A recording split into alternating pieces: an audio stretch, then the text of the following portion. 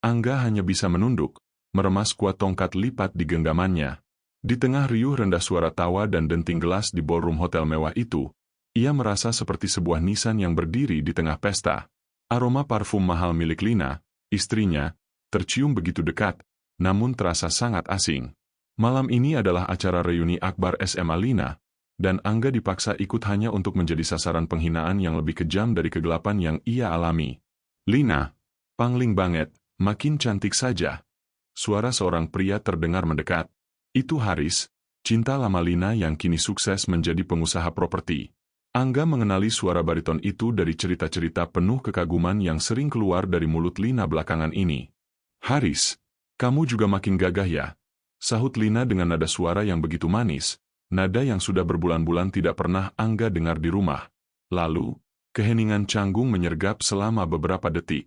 Angga bisa merasakan tatapan Haris tertuju padanya, pada kacamata hitamnya yang menutupi mata yang tak lagi berfungsi, dan pada tangannya yang gemetar. "Oh, iya.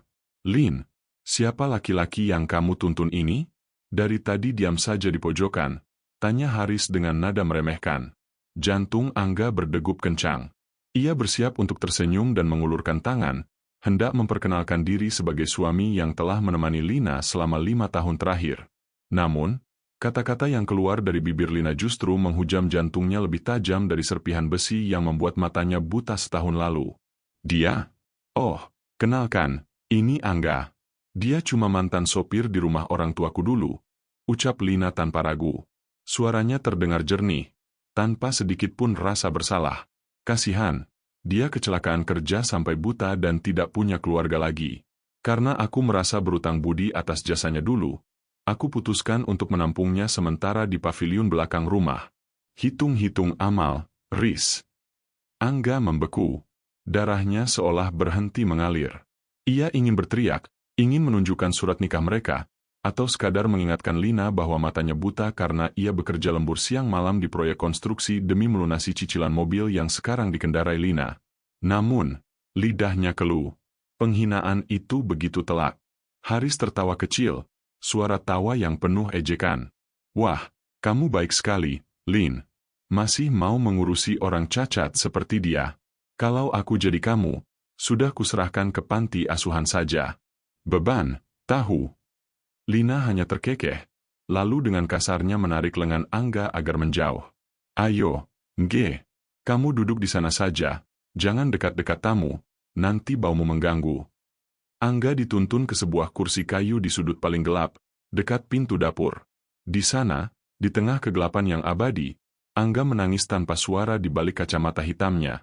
Ia tidak hanya kehilangan penglihatannya, malam ini ia sadar, ia telah kehilangan istrinya. Namun di balik kehancuran itu, sebuah tekad mulai muncul. Angga tidak tahu bahwa sebentar lagi, sebuah kejadian tak terduga akan membongkar semua kepalsuan yang Lina bangun malam ini. Suara gelak tawa Haris dan Lina masih berdenging di telinga Angga, lebih menyakitkan daripada hantaman besi yang menghancurkan syaraf matanya setahun lalu. Sepanjang perjalanan pulang di dalam mobil yang dibeli dari keringat dan darah Angga, Lina tidak mengucapkan sepatah kata pun. Hanya deru mesin dan aroma parfum Haris yang tertinggal di baju Lina, menusuk hidung Angga dengan kenyataan yang pahit. Begitu sampai di teras rumah, Lina menarik kasar lengan Angga, menuntunnya masuk bukan ke kamar utama, melainkan ke arah dapur. "Mulai malam ini, kamu tidur di kamar belakang, dekat gudang," cetus Lina ketus sambil menghempaskan tangan Angga. "Aku lelah harus menjelaskan pada orang-orang siapa kamu. Di pesta tadi saja, kamu sudah membuatku malu dengan kacamata hitam murahan itu." Angga meraba pinggiran meja makan, mencoba mencari pegangan agar tidak terjatuh. "Lin, aku ini suamimu. Aku buta karena menyelamatkan proyek perusahaan agar kita bisa membayar cicilan rumah ini. Kenapa kamu tega menyebutku sopir di depan teman-temanmu?" Lina tertawa sumbang, sebuah tawa dingin yang tidak pernah Angga bayangkan akan keluar dari wanita yang dulu dipujanya. "Suami? Angga, lihat dirimu sekarang. Kamu cuma lelaki cacat yang tidak punya masa depan. Uang santunan dari kantormu sudah hampir habis untuk biaya hidup kita. Kamu pikir gaya hidupku murah? Kamu pikir merawat orang buta itu tidak butuh biaya?" Angga terdiam, tenggorokannya terasa tersumbat. Ia ingin mengingatkan Lina bahwa semua tabungannya, termasuk dana pensiun dini yang ia terima karena cacat tetap, telah dikuasai penuh oleh Lina. Istrinya itu memegang semua kartu ATM dan akses perbankannya dengan alasan memudahkan urusan. "Besok, akan ada petugas dari dinas sosial datang," ucap Lina tiba-tiba dengan nada yang lebih tenang, namun terdengar licik. "Aku sudah mengurus dokumen bantuan untuk penyandang disabilitas. Kamu cukup tanda tangan saja di mana aku minta. Jangan banyak tanya kalau masih mau aku kasih makan." Angga tidak melihat wajah Lina, namun ia bisa merasakan hawa dingin dari niat jahat yang tersirat. "Dokumen apa, Lin? Kenapa harus besok?" "Sudah, diam saja. Dasar beban." Lina membentak, lalu melangkah pergi dengan sepatu hak tingginya yang berbunyi tuk-tuk-tuk menjauh, meninggalkan Angga sendirian di kegelapan dapur yang lembab. Di tengah kesunyian malam, Angga duduk bersimpuh di lantai semen yang dingin. Ia meraba dadanya, merasakan detak jantung yang penuh dengan luka. Namun, di saat ia merasa berada di titik terendah hidupnya, sebuah getaran terasa di saku celananya. Sebuah ponsel tua yang ia sembunyikan dari Lina bergetar. Itu adalah pesan suara dari mantan asistennya di kantor dulu. Pesan yang akan menjadi awal dari sebuah kejutan yang tidak akan pernah disangka oleh Lina maupun Haris. Getaran ponsel tua itu terasa seperti sengatan listrik di telapak tangan Angga. Dengan tangan gemetar, ia menekan tombol putar untuk mendengarkan pesan suara dari Budi, asisten setianya dulu. "Pak Angga, saya baru tahu dari orang kantor pajak, ternyata uang santunan Bapak yang cair 3 bulan lalu jumlahnya 2 kali lipat dari yang dilaporkan Bu Lina. Sepertinya ada dokumen yang dipalsukan, Pak. Hati-hati." Dunia Angga yang gelap terasa semakin runtuh. Jadi, selama ini Lina bukan hanya menghinanya, tapi juga merampok haknya? Belum sempat ia mencerna informasi itu, suara langkah kaki sepatu hak tinggi yang tajam kembali mendekat. Pintu dapur terbuka dengan kasar. "Angga, kenapa masih di sini? Masuk ke kamar belakang sekarang. Cepat!" bentak Lina. Suaranya terdengar panik sekaligus penuh perintah. "Ada apa, Lin? Kenapa buru-buru?" tanya Angga sambil meraba dinding. "Haris mau datang. Dia mau mengantarkan berkas bantuan yang kukatakan semalam. Aku tidak mau dia melihatmu berkeliaran di sini dan merusak suasana. Masuk." Lina mendorong bahu Angga hingga lelaki itu nyaris tersungkur ke lantai gudang yang dingin. Pintu dikunci dari luar. Tak lama kemudian, suara bel rumah berbunyi. Angga menempelkan telinganya ke pintu kayu yang tipis.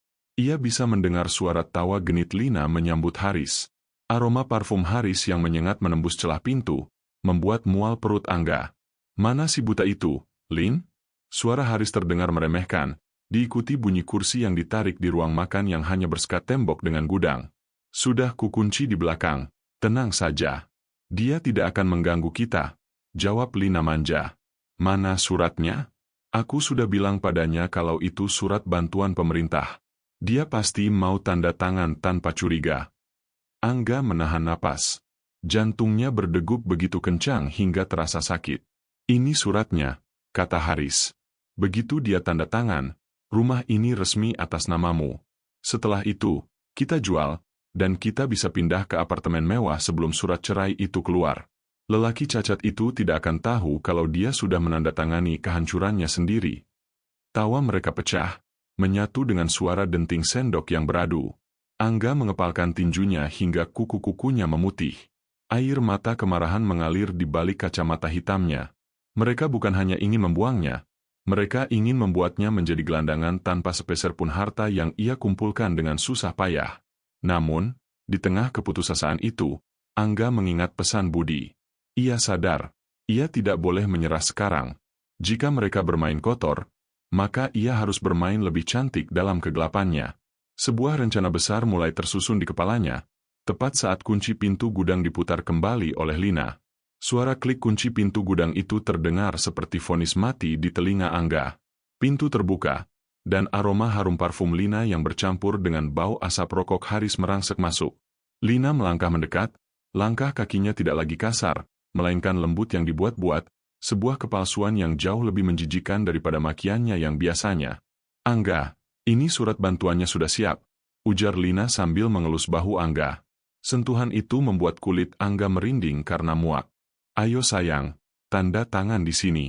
Ini demi pengobatan matamu juga, supaya kita ada biaya ke spesialis bulan depan. Kebohongan itu meluncur begitu mulus dari bibir Lina. Angga merasakan sebuah map plastik diletakkan di pangkuannya. Sebuah pulpen diselipkan di sela-sela jarinya. Di sudut ruangan, Angga bisa merasakan kehadiran Haris. Meski tak melihat, ia bisa mendengar deru napas pria itu yang tertahan. Tak sabar menunggu harta Angga jatuh ke tangan mereka. Tanda tangan di pojok kanan bawah. Ya, tanganku akan menuntunmu, bisik Lina. Tangan Lina yang dingin memegang punggung tangan Angga, mengarahkannya ke atas kertas. Angga bisa merasakan tekstur kertas itu, tebal dan resmi. Ini bukan surat bantuan sosial. Ini adalah surat pernyataan hibah rumah dan persetujuan cerai secara sepihak. Kenapa kertasnya banyak sekali, Lin? Tanya Angga. Suaranya sengaja dibuat bergetar, seolah ia ketakutan dan bingung. Hanya prosedur administrasi, G. Jangan banyak tanya, nanti petugasnya keburu pulang, sahut Lina, mulai kehilangan kesabaran. Di saat yang sama, ponsel Haris berbunyi. Haris menjauh sedikit ke arah pintu, namun suaranya masih terdengar jelas oleh pendengaran Angga yang kini luar biasa tajam. Iya, tenang saja. Semua sudah kusiapkan. Foto-foto, lebam, palsu Lina sudah aku unggah ke grup warga. Orang-orang sekarang mengira si buta ini monster yang suka menyiksa istrinya. Jadi kalau nanti dia kita tendang keluar, tidak akan ada yang mau menolongnya. Hati Angga terasa seperti disayat sembilu. Fitnah. Mereka tidak hanya merampas hartanya, tapi juga menghancurkan harga dirinya di mata dunia. Mereka ingin memastikan Angga mati secara sosial sebelum benar-benar membuangnya ke jalanan. Angga menarik napas panjang. Jarinya menyentuh permukaan kertas. Ia tahu, jika ia menandatangani ini dengan benar, ia kehilangan segalanya. Namun jika ia menolak secara terang-terangan, keselamatannya saat ini terancam. Dengan sisa keberanian yang ada, Angga sengaja menggerakkan pulpennya dengan kasar, mencoret-coret kertas itu hingga tinta hitamnya berantakan, lalu menjatuhkan pulpennya ke lantai. Aduh, maaf Lin, tanganku licin. Aku pusing sekali, ucap Angga sambil memegang kepalanya, berpura-pura limbung. Bodoh, kamu merusak kertasnya, teriak Lina, topeng manisnya langsung tanggal. Ia menampar pipi Angga dengan sangat keras hingga kacamata hitamnya terlempar jatuh. Di tengah rasa panas di pipinya dan kegelapan yang mengepung, Angga hanya bisa membatin. Silakan tampar aku sekarang, Lina. Karena saat mataku terbuka nanti, kamu yang akan bersujud di kaki lelaki yang kamu sebut beban ini. Rasa panas di pipi Angga belum seberapa dibanding perih yang menyayat hatinya. Di balik matanya yang terpejam, ia bisa mendengar napas Lina yang memburu karena amarah, sementara Haris menggerutu kasar di latar belakang. Kacamata hitam Angga yang retak tergeletak di lantai, menjadi saksi bisu betapa rendahnya ia di mata wanita yang pernah ia pinjamkan seluruh hidupnya. Dasar cacat tidak berguna, bentak Lina, suaranya melengking tajam. Haris, aku sudah tidak tahan lagi. Kalau dia tidak bisa tanda tangan sekarang, aku tidak peduli lagi soal rumah itu. Aku mau dia pergi dari sini, sekarang juga. Haris mendekat, suara langkah sepatunya terasa mengancam. Tenang, Lin. Kita tidak butuh tanda tangannya kalau dia menghilang. Ayo, kita bawa dia ke tempat yang seharusnya. Tanpa penjelasan, Haris menjambak kerah baju Angga dan memaksanya berdiri. Angga diseret keluar rumah, tubuhnya menabrak pinggiran pintu hingga bahunya memar. Ia dimasukkan ke dalam bagasi belakang mobil dengan kasar. Di dalam ruang sempit yang pengap itu, Angga hanya bisa mendengar deru mesin dan percakapan samar dari kabin depan. Mereka tertawa, merencanakan masa depan di atas penderitaannya. Setelah hampir 1 jam perjalanan, mobil berhenti. Pintu bagasi dibuka paksa. Angga ditarik keluar dan dihempaskan ke atas tanah yang kasar dan becek. Bau tanah basah dan suara kendaraan yang melaju kencang menyadarkan Angga. Ia berada di pinggir jalan raya yang jauh dari pemukiman. Dengar ya, Angga. Suara Lina terdengar sangat dingin, seolah ia sedang berbicara pada sampah. Anggap saja ini balasan karena kamu sudah jadi beban selama setahun ini. Jangan pernah coba-coba kembali. Semua orang sudah tahu kalau kamu itu suami yang kasar. Kalau kamu muncul lagi, aku akan lapor polisi bahwa kamu mencoba membunuhku. Lin, tega kamu, Lin. Suara Angga parau, hampir hilang ditelan deru angin. Jangan panggil namaku dengan mulut kotor itu. Lina meludah tepat di samping kepala Angga. Mulai detik ini, kita tidak punya hubungan apa-apa. Kamu bukan suamiku, dan aku tidak kenal siapa kamu. Mati saja kamu di sini. Pintu mobil tertutup rapat. Suara ban mobil yang berdecit meninggalkan tempat itu menjadi suara terakhir yang Angga dengar dari istrinya. Angga merangkak perlahan, tangannya meraba-raba aspal dingin sementara hujan mulai turun membasahi tubuhnya. Ia sendirian, buta, dan dibuang seperti binatang. Namun, di tengah keputusasaan yang memuncak, sebuah cahaya lampu mobil lain mendekat. Suara rem berdecit tepat di depannya. Sebuah langkah kaki terburu-buru mendekat, dan suara yang sangat ia kenali memanggil namanya dengan nada panik. Pak Angga. Ya Allah, Pak. Ini saya, Budi. Inilah titik balik yang tidak pernah diduga oleh Lina. Kehancuran Angga di pinggir jalan itu justru menjadi awal dari kebangkitannya yang paling mematikan. Tangan Budi yang hangat dan gemetar menarik tubuh Angga dari aspal yang dingin dan basah. Suara isak tangis Budi pecah, beradu dengan suara hujan yang semakin deras. Ya Allah, Pak Angga, tegas sekali Bu Lina. Saya sudah mencari Bapak kemana-mana setelah pesan terakhir saya tidak Bapak balas. Ucap Budi sambil memapah tubuh lemah Angga ke dalam mobil. Angga tidak menjawab. Tubuhnya menggigil hebat, namun hatinya jauh lebih beku. Di dalam mobil, Budi bercerita bahwa ia tidak sendirian. Pak Surya, pemilik perusahaan konstruksi besar yang nyawanya diselamatkan Angga dalam kecelakaan setahun lalu, ternyata selama ini mencari Angga untuk membalas Budi. Pak Surya merasa berutang nyawa dan telah menyiapkan dana khusus untuk operasi transplantasi kornea Angga di luar negeri. Namun selama ini aksesnya selalu diputus dan dihalang-halangi oleh Lina. Kita langsung ke rumah sakit sekarang, Pak. Pak Surya sudah menunggu. Semua sudah siap, tegas Budi. 2 minggu setelah malam pembuangan itu, Angga terbangun di sebuah ruang perawatan eksklusif. Kepalanya terbalut perban putih yang tebal. Aroma obat-obatan menyengat indera penciumannya. Selama berhari-hari, ia hanya berada dalam kesunyian, merenungi setiap kata hinaan Lina yang diputar berulang-ulang di ingatannya seperti kaset rusak. Perlahan, Pak Angga, saya akan buka perbannya. Suara dokter terdengar tenang. Detik-detik itu terasa seperti selamanya. Saat lapisan kain terakhir dilepaskan, cahaya putih yang menyilaukan menghujam matanya. Angga mengerang, menutup matanya rapat-rapat. Namun perlahan, ia mencoba membukanya kembali. Samar-samar, bayangan hitam mulai terbentuk. Ia melihat langit-langit putih, lalu wajah Budi yang cemas, dan akhirnya, ia melihat wajahnya sendiri di cermin kecil di samping tempat tidur. Angga terpaku. Ia bisa melihat lagi. Cahaya itu kembali. Air mata mengalir di pipinya, bukan karena sedih, melainkan karena rasa syukur yang tak terhingga. Namun, saat Budi hendak bersorak kegirangan, Angga mengangkat tangannya, memberi isyarat agar Budi diam. Bud, jangan katakan pada siapapun, termasuk pihak rumah sakit, kalau operasi ini berhasil. Bisik Angga dengan tatapan mata yang kini tajam dan penuh intimidasi. Tapi kenapa, Pak? Budi bingung. Angga meraih kacamata hitamnya yang baru, memakainya kembali dengan gerakan perlahan. Lina bilang dia tidak kenal siapa aku. Dia ingin aku mati dalam kegelapan. Maka aku akan kembali padanya sebagai si buta, agar aku bisa melihat dengan mata kepalaku sendiri, seberapa busuk iblis yang selama ini kupanggil istri. Senyum tipis yang dingin tersungging di bibir Angga. Keajaiban ini bukan hanya memberinya penglihatan, tapi juga memberinya kesempatan untuk menyaksikan kehancuran Lina dari barisan paling depan. Kacamata hitam itu kini bukan lagi penjara bagi Angga, melainkan tameng untuk sebuah misi pembalasan. Di balik lensa gelap itu, mata Angga menatap tajam ke arah gerbang rumahnya sendiri. Dengan bantuan Budi yang menurunkannya beberapa meter dari sana, Angga berjalan perlahan, mengetukkan tongkatnya ke aspal dengan irama yang disengaja, persis seperti lelaki buta yang tersesat dan meraba jalan pulang.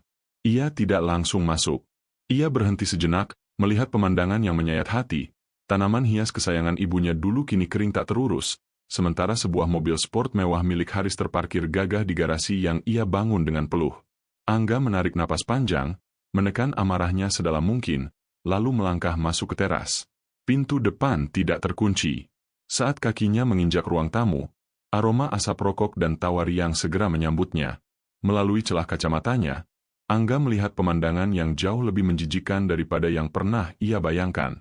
Di atas sofa yang ia beli untuk kado ulang tahun pernikahan mereka, Lina sedang duduk bersandar mesra di bahu Haris.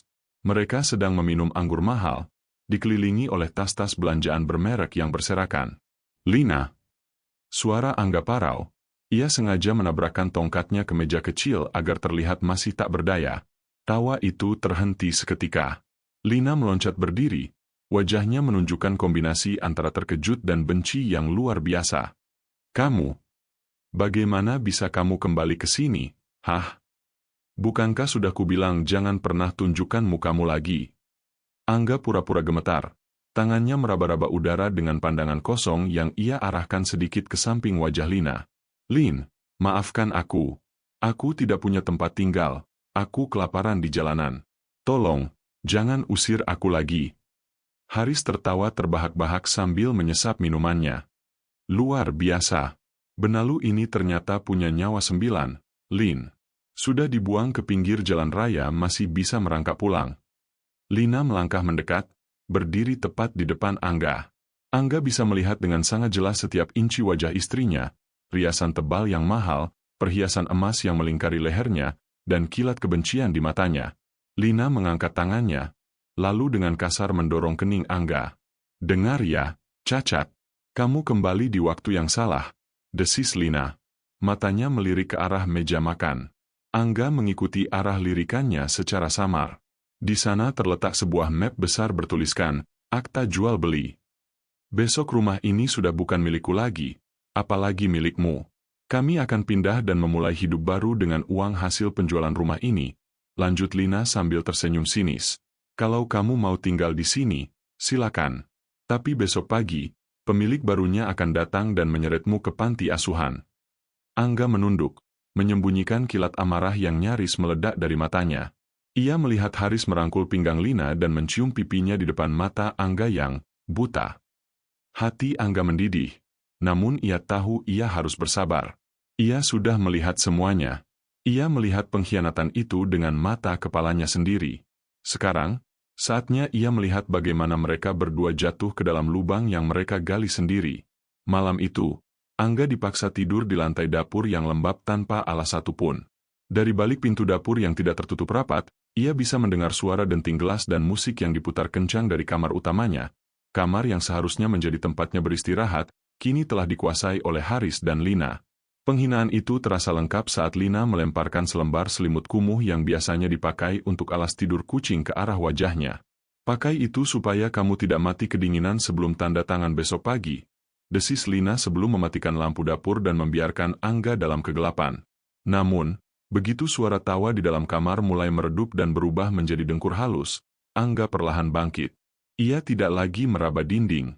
Ia berdiri tegak, melepaskan kacamata hitamnya, dan berjalan dengan langkah pasti menuju ruang makan. Matanya yang kini tajam menatap tumpukan dokumen di atas meja yang tadi sempat ia lirik. Dengan teliti, Angga membaca lembar demi lembar akta jual beli tersebut. Sebuah seringai dingin muncul di wajahnya. Haris ternyata jauh lebih licik dari yang Lina bayangkan. Di dalam dokumen itu, nilai penjualan rumah tertulis 2 miliar rupiah, namun dalam lampiran perjanjian tambahan yang disembunyikan di bawah map, Haris mengatur agar dana tersebut ditransfer ke rekening pribadinya, bukan rekening Lina. Lina sedang ditipu oleh kekasih gelapnya sendiri, dan wanita itu terlalu buta oleh cinta dan gengsi untuk menyadarinya. Tak berhenti di situ, Angga menemukan sebuah ponsel cadangan milik Haris yang tertinggal di atas meja. Ponsel itu bergetar, menampilkan sebuah pesan masuk. "Sayang, bagaimana? Apa rumah si buta itu sudah laku? Aku dan anak-anak sudah tidak sabar menunggu uangnya supaya kita bisa kabur ke luar negeri." Darah Angga berdesir. Haris bukan hanya penipu, dia sudah berkeluarga dan hanya menjadikan Lina sebagai sapi perahan untuk melunasi utang-utangnya. Tiba-tiba, suara langkah kaki terdengar dari arah kamar. Angga dengan cekatan meletakkan kembali ponsel itu, memakai kacamatanya, dan merosot ke lantai, berpura-pura tidur dengan posisi meringkuk. Lina keluar untuk mengambil air minum. Ia sempat menendang pelan kaki Angga dengan kakinya yang tanpa alas. "Bangun, beban. Jangan tidur seperti mati. Besok pagi-pagi sekali notaris akan datang. Pastikan kamu tidak melakukan hal bodoh seperti kemarin, Atau aku benar-benar akan membuatmu menyesal telah lahir ke dunia ini. Angga hanya mengerang pelan, berpura-pura baru terbangun dari tidur lelapnya. Di balik kegelapan kacamatanya, ia menatap punggung Lina yang menjauh dengan tatapan yang sangat dingin. Besok bukan hanya rumah ini yang akan terjual, Lina. Tapi seluruh kebohongan dan harga dirimu akan kubayar lunas di depan pria yang kamu puja itu. Cahaya matahari pagi yang masuk melalui celah ventilasi dapur terasa hangat di kulit wajah Angga, sebuah kehangatan yang kini bisa ia lihat polanya di lantai, bukan lagi sekadar bayangan kelabu. Namun, ketenangan itu hancur saat pintu dapur ditendang terbuka. Lina muncul dengan gaun merah menyala, tampak cantik namun auranya begitu busuk di mata Angga. Bangun, cuci mukamu dan cepat ke ruang tamu. Notaris sudah sampai, bentak Lina sambil melemparkan handuk kecil yang basah ke arah Angga. Angga bangkit dengan gerakan lambat yang dibuat-buat, meraba dinding dan memakai kacamata hitamnya yang retak. Di ruang tamu, Haris sudah duduk manis di samping seorang pria parubaya yang membawa koper hitam, sang notaris.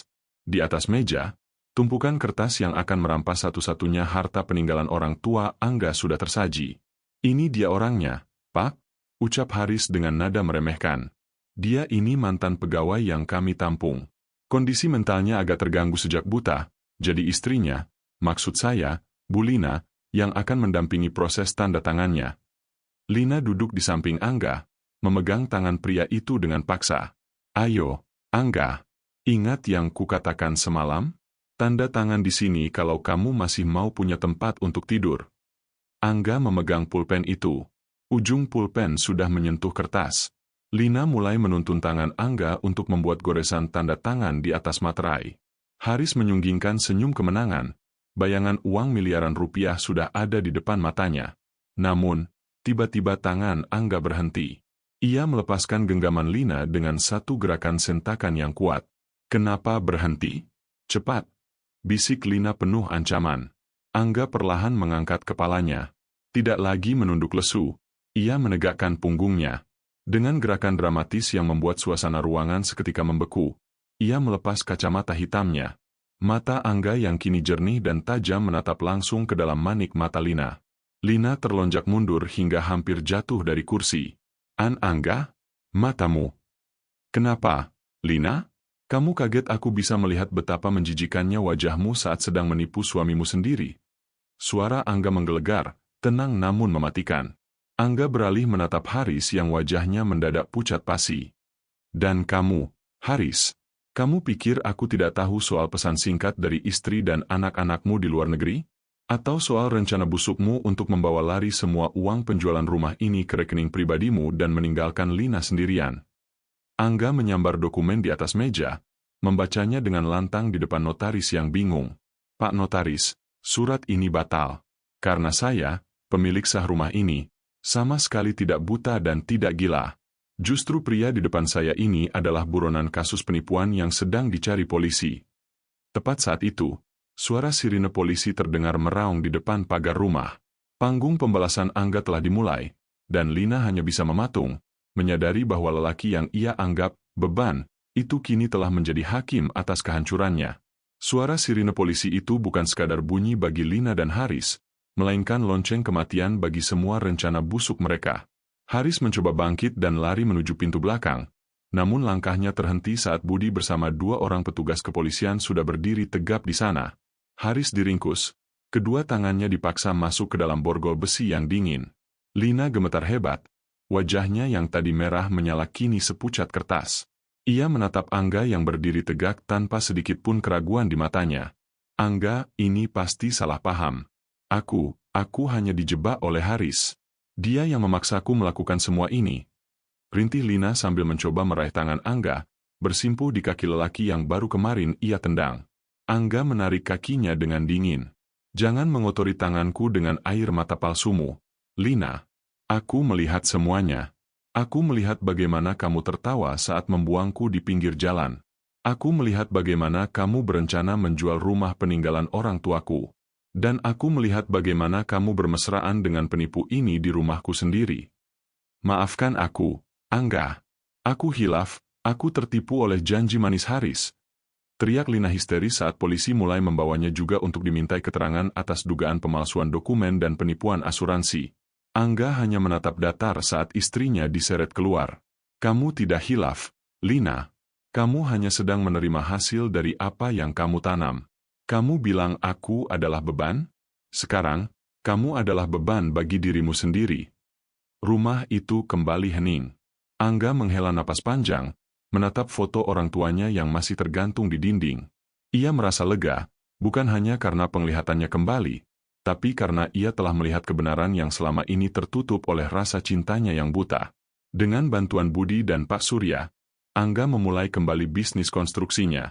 Ia tidak lagi menjadi mandor biasa, melainkan pengusaha sukses yang dikenal karena kejujuran dan ketegarannya. Lina akhirnya mendekam di penjara, kehilangan segalanya, kecantikan, harta, dan martabat. Sementara Angga, ia berjalan menembus cahaya matahari dengan kepala tegak, meninggalkan masa lalu yang gelap di belakangnya. Kesimpulan, kisah ini mengajarkan kita bahwa fisik boleh saja kehilangan cahaya, namun jangan biarkan hati kehilangan nurani. Kesetiaan tidak bisa dibeli dengan harta, dan pengkhianatan akan selalu menemukan jalan menuju balasannya. Jangan pernah meremehkan seseorang yang sedang jatuh, karena saat mereka bangkit, mereka akan menjadi jauh lebih kuat dari sebelumnya. Bagaimana pendapat kalian tentang balasan yang diterima Lina? Apakah Angga sudah melakukan hal yang tepat dengan memberinya pelajaran sekeras itu? Tuliskan pendapat kalian di kolom komentar ya. Jangan lupa untuk klik like jika kalian suka dengan cerita ini dan subscribe channel ini agar tidak ketinggalan drama-drama menguras emosi lainnya. Sampai jumpa di cerita selanjutnya.